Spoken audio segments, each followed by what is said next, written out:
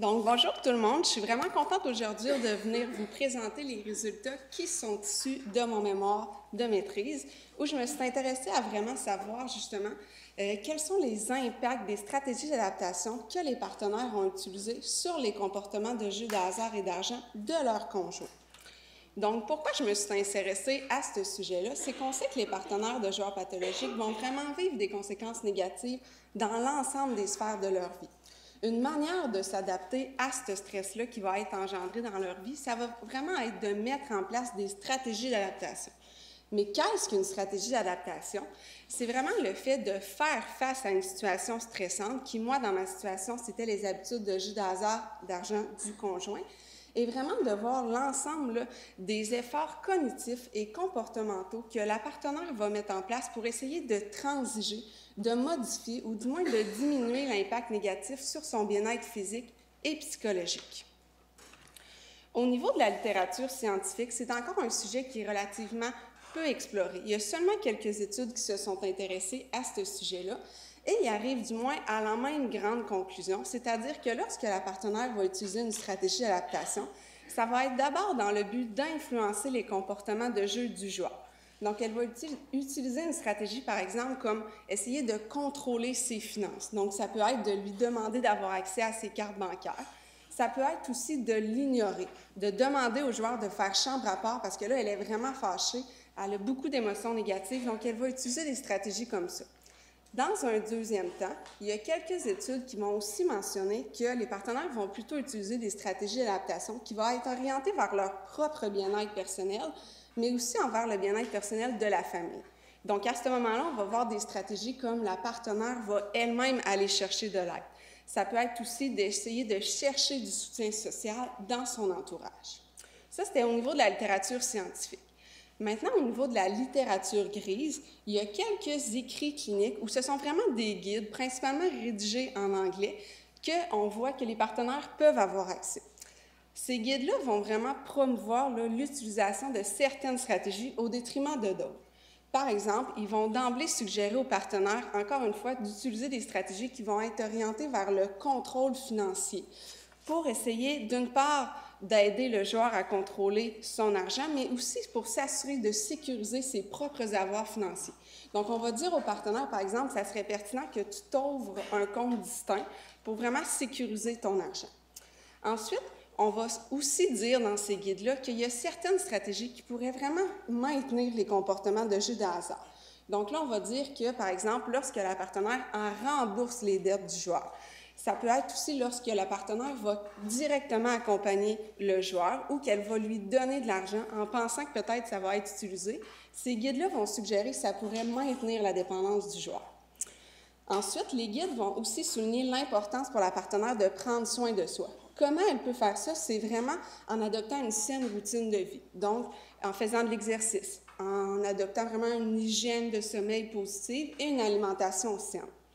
Finalement, les guides vont aussi envoyer le message que les partenaires, ils ne peuvent pas vraiment contrôler, ils ne peuvent pas vraiment influencer les comportements de jeu de leur conjoint, puisque c'est avant tout le joueur qui doit prendre la décision lui-même à savoir est-ce qu'il veut réellement diminuer ses comportements de jeu. Donc, finalement, on sait que les partenaires utilisent plusieurs stratégies d'adaptation. Il y a aussi des écrits cliniques qui suggèrent que ça pourrait maintenir, voire même aggraver la dépendance du joueur. Toutefois, curieusement, il n'y avait personne encore qui était allé questionner les joueurs à savoir quand ta partenaire utilise cette stratégie-là, c'est quoi l'impact réel engendre sur tes envies de jouer, sur tes comportements de jeu. Donc ça, c'était un de mes objectifs qui était poursuivi dans le cadre de mon mémoire. Au niveau de la méthode, j'ai rencontré 10 joueurs pathologiques qui ont été recrutés à travers 3 centres de traitement spécialisés au Québec. Pour être admissibles, ils devaient être en couple. Ils devaient cohabiter avec leur partenaire depuis au moins 6 mois. Ils devaient également avoir misé de l'argent dans les jeux de hasard et d'argent dans les 6 derniers mois et ils ne devaient pas présenter une consommation problématique au niveau de l'alcool ou des drogues. J'ai utilisé une méthode mixte. Tout d'abord, sur le plan quantitatif, les joueurs y avaient accès à cette petite échelle et je leur proposais une série de stratégies d'adaptation, mais ils étaient également invités à en ajouter d'autres. Et là, par exemple, si on prend la stratégie, la partenaire exprime vraiment son désaccord envers tes comportements de jeu. Eh bien là, le joueur devait m'indiquer Est-ce que ça va diminuer tes envies de jouer? Si oui, indique-moi l'intensité vraiment de l'impact. Est-ce que c'est -2 ou par exemple c'est -10? Donc ça veut dire que presque à toutes les fois qu'elle utilise cette stratégie-là, ça diminue tes envies. Ça, c'était sur le plan quantitatif. Sur le plan qualitatif, donc, il était vraiment invité à m'expliquer davantage qu'est-ce qui fait en sorte que ça avait diminué leurs envies de jouer. Donc, au niveau des résultats, d'emblée, l'ensemble des joueurs vont vraiment souligner que plusieurs stratégies d'adaptation qui sont utilisées par leurs partenaires vont entraîner un impact sur leurs envies de jouer. Cet impact-là, il est parfois observé dans la direction attendue, c'est-à-dire que ça va diminuer leurs envies de jouer, ou à l'inverse, même si ce n'était pas l'intention de départ de la partenaire, ça va plutôt augmenter ses envies de jouer. Dans le cadre de la présentation, considérant que j'ai un temps limité, je vais vraiment vous présenter les mécanismes de changement qui sont plutôt associés à la dynamique conjugale. Mais c'est important de savoir qu'il y a plusieurs autres stratégies qui vont faire en sorte aussi que le joueur va diminuer ses envies de jouer. Et je l'espère, je devrais soumettre un article d'ici Noël qui va vraiment englober l'ensemble de ces résultats-là. Mais du moins, si vous êtes intéressé à en savoir davantage aujourd'hui, n'hésitez pas à venir me questionner. Donc, tout d'abord, l'anticipation de la rupture conjugale. Donc, dans le discours des joueurs, on va vraiment voir l'importance pour eux, du lien d'attachement envers leur partenaire, mais aussi envers leur famille. Donc, lorsque la partenaire va utiliser une stratégie comme menacer directement le joueur de mettre un terme à sa relation, ou encore mettre clairement à exécution ces menaces-là et décider de quitter la maison, eh bien là, à ce moment-là, c'est comme si le joueur il va avoir une sonnette d'alarme qui va s'allumer, et s'il est encore actif dans le jeu, ça va faire en sorte qu'il va diminuer ses habitudes de jeu, et ça va peut-être aussi l'emmener vers un traitement spécialisé. Les joueurs vont aussi nous dire que même lorsqu'ils sont abstinents, cette menace-là, un peu cet ultimatum, la peur de perdre la relation, va rester en suspens dans leur tête et ça va vraiment être une motivation à maintenir leur abstinence parce qu'ils ont peur du possible éclatement familial. Ça, c'était le premier mécanisme de changement. En deuxième lieu, on va observer les prises de conscience qui sont faites par le joueur suite à l'utilisation de certaines stratégies. La stratégie, ça pourrait être, par exemple, lorsque la partenaire va elle-même effectuer une demande d'aide, et ce, même si le joueur n'était pas encore à les consulter. Ça peut être aussi qu'elle va clairement exprimer sa détresse, sa souffrance au joueur, qu'elle va pleurer devant lui en lui exprimant toute la souffrance qu'elle vit. Eh bien là, ça, souvent, ça va faire en sorte qu'à partir de ce moment-là, le joueur va vraiment prendre conscience de l'ensemble des conséquences négatives dans son entourage et la souffrance qui est vécue. Donc, ça va être la motivation ici, ça va être de ne pas vouloir faire souffrir à nouveau son entourage. Donc, ça va l'aider à diminuer ses envies de jouer. On va voir aussi l'implication de la partenaire. Concrètement, comment ça peut s'illustrer? C'est lorsqu'elle va utiliser des stratégies au niveau, par exemple, des renforcements verbaux positifs. Donc, lorsqu'elle va féliciter le joueur, reconnaître aussi les progrès qu'il a effectués, qu'elle va lui dire « Je suis fière de toi, ça fait maintenant 2 semaines que tu es abstinent », et vraiment de façon sincère, le joueur va se sentir soutenu, appuyé dans sa démarche, et ils vont aussi nommer qu'ils ont l'impression d'être encore aimés, malgré les erreurs qu'ils peuvent avoir commises. Donc ça, c'est très important. Et finalement, dans un deuxième temps, oui, il y a les stratégies au niveau des renforcements verbaux positifs, mais il faut aussi nommer les renforcements plutôt de nature comportementale.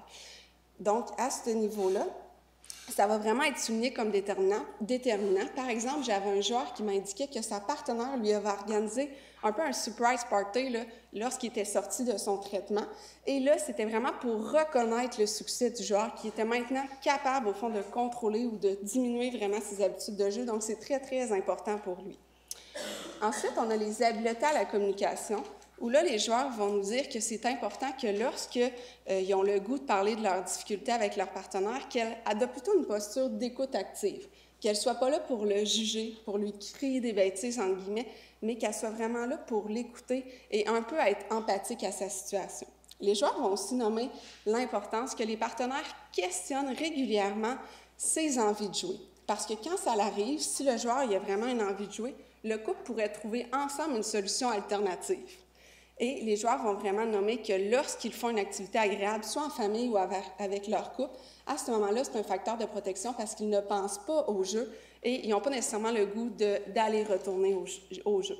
Donc ça, c'était vraiment les mécanismes de changement qui peuvent faire en sorte que ça diminue les envies de jouer.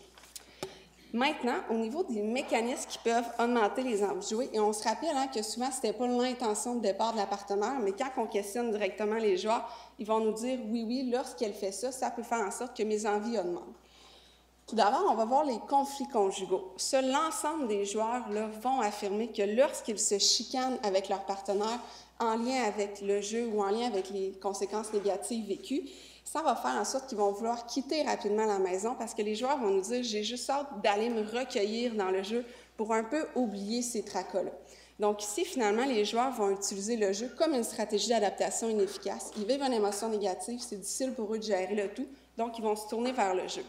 Le même phénomène va se produire. Tantôt, on a vu l'implication qui était très bénéfique, mais le manque d'implication, de compréhension de la partenaire, c'est nommé par les joueurs comme étant difficile pour eux. Par exemple, ça peut être une partenaire, elle ne dit pas ça pour mal faire, mais elle va dire à son conjoint « Comment ça, toi, ça fait 3 mois que tu essayes d'arrêter de jouer, que tu n'es pas capable, puis que Bob, lui, a réussi en 2 semaines. C'est quoi? C'est un manque de volonté? » Donc, quand elle va utiliser un peu des phrases chocs comme ça va être difficile pour le joueur de gérer le tout. Il va avoir l'impression de ne pas être soutenu. Donc, à ce moment-là, il peut utiliser le jeu comme une stratégie d'adaptation. Qu'est-ce qui est très intéressant aussi, c'est lorsque le joueur va faire un gain. Bon, c'est pas intéressant, mais qu'est-ce que je veux illustrer ici? C'est lorsqu'il fait un gain et qu'il décide avec ça d'offrir une sortie exceptionnelle à sa partenaire que le couple ne pourrait pas habituellement s'offrir ou un cadeau. Ça va vraiment renforcer ses habitudes de jeu. Par exemple, j'avais quelqu'un qui me racontait qu'il a fait un gros gain et là, il a payé un week-end de villégiature à Saint-Sauveur avec sa partenaire, qu'est-ce qu'habituellement le couple n'aurait pas pu faire. Mais là, la partenaire était toute excitée, elle était vraiment joyeuse et en aucun cas, elle a fait référence qu'il avait eu cet argent-là avec le jeu. Donc, pour le joueur, là, on pense à la théorie du conditionnement opérant, c'est vraiment clair, il y a un gain, la partenaire en renforce ça positivement.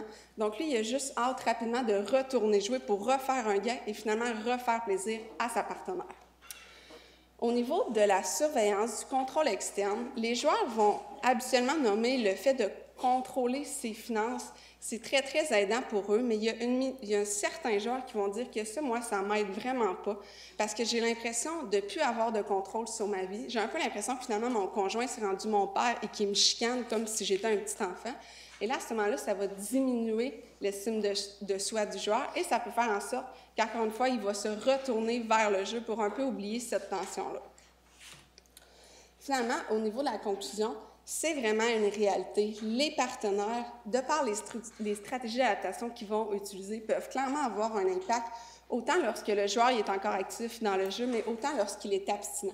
Donc, s'il y a un message que je veux que vous retenez, c'est que c'est vraiment important dans la clinique de travailler avec les partenaires, de travailler avec les joueurs à savoir qu'est-ce que ta partenaire peut faire pour te soutenir dans ta démarche ou à l'inverse, qu'est-ce qu'elle peut parfois faire qui va te nuire. Donc, ça, c'est très, très important à se rappeler.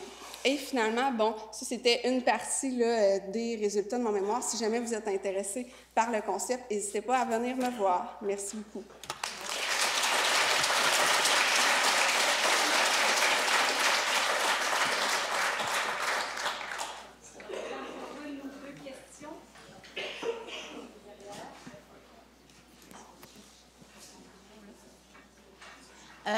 Moi, je trouve ça bien intéressant d'aborder des thèmes qui sont peu abordés.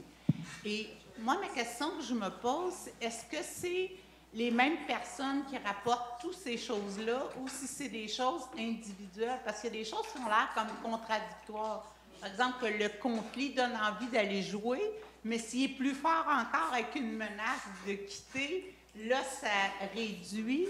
Donc, je me demandais, est-ce que c'est des effets qui varient d'une personne à l'autre ou c'est chez les mêmes joueurs? C'est une excellente question. Je vous dirais qu'on peut voir les deux. Donc, d'une part, oui, il y a certains joueurs qui vont nous dire, eh bien, le simple fait de me chicaner avec ma partenaire parce qu'elle me tape encore sur la tête, à ce moment-là, même à court terme, ça augmente mes envies de jouer. Mais là, c'est comme si la stratégie, le fait de mettre vraiment en exécution la menace et que là, la partenaire quitte, à ce moment-là, le joueur, c'est comme s'il se réveille vraiment. Donc, il adopte un peu un discours qui est contradictoire, mais je vous dirais que qu'est-ce que je vous présentais, c'est la majorité des joueurs qui sont arrivés à ce constat-là. Je ne sais pas si je réponds bien à la question. Est-ce que la présence d'enfants dans le couple a une influence sur la dynamique et les stratégies qui sont employées? Oui, là, j'ai pas questionné malheureusement en profondeur là, les joueurs sur cet aspect-là, mais clairement, lorsqu'il y avait des enfants dans la vie du joueur, c'était encore une motivation à diminuer leurs habitudes de jeu parce qu'ils réalisaient vraiment les impacts que ça pouvait avoir également sur les enfants. Donc, j'ai l'impression que si, là, c'est une hypothèse que j'ai, mais si le joueur il est en couple avec une personne, oui, il va blesser une personne, mais lorsqu'il est en couple et qu'il y a des enfants de présent, il va encore faire souffrir plus de personnes. Donc, ça peut augmenter sa motivation à encore là diminuer ses habitudes de jeu. Là.